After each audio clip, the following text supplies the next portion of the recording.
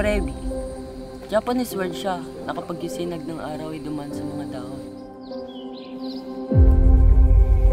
Kahit di mo makita yung araw, pwede mo pa rin ito maramdaman, Tol. Tol, kanina ka patahimik ka. May problema ka ba? Pura ka na lang, Ninya. Alos ako na nga tumitingin sa Kumarebi. Bakit ba ang big deal sa'yo nun? Siyempre, may iba rin naman akong kaibigan na. Hindi lang ikaw. Ba talaga? Wala.